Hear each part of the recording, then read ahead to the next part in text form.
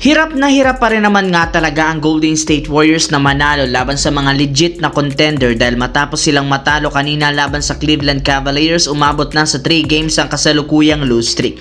Simula nga po sa pagkakaroon nila last week ng 3-game win streak, nauwi ito sa 3-game lose streak matapos nilang makatapat ang ilan sa malalakas na team. Dahil dyan nakapako na nga sila ngayon sa pansampung pwesto at though may chance pa silang umangat, mukhang hindi rin naman nila ito magagawa kung matutuloy-tuloy pa ang kanilang pagkatalo.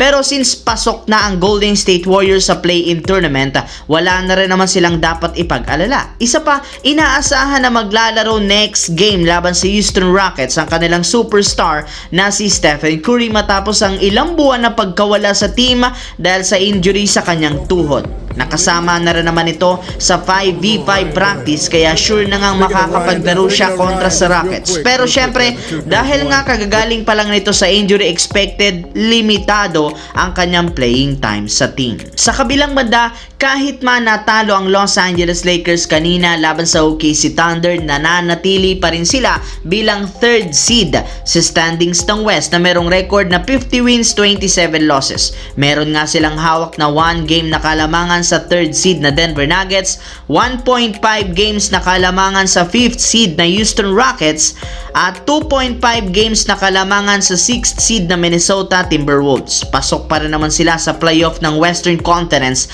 kahit anong mangyari sa susunod na mga laban. Kasabay ng pagkatalo, mismong si LeBron James nang sagsabi na inaasahang mawawala si Luka Doncic sa susunod na laban ay expected na magiging next man lineup o next man up ang game plan ng kanilang team, gayong kailangan ng mga natitirang player na mag-step up.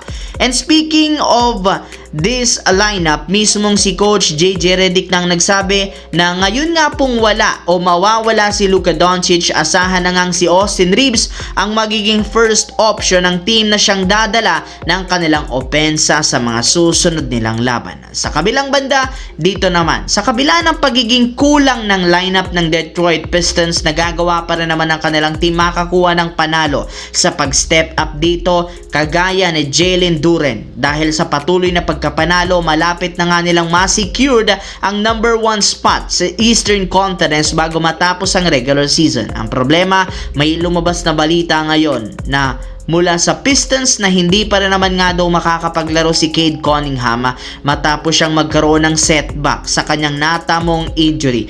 I-re-evaluate pa nga ito sa susunod na 1 linggo. Ibig sabihin, mawawala na naman siya ng susunod na 5 games sa team. Dahil sa patuloy na pagkawala, opisyal na nga siyang nawala sa listahan ng mga malalarong makakatanggap ng NBA award. Hindi nga niya makukuha ang 65 games na bagong rules ng liga. Kaya ibig sabihin, hindi na nga siya makakasama pa sa MVP race at maging sa All-NBA First Team ngayong taon.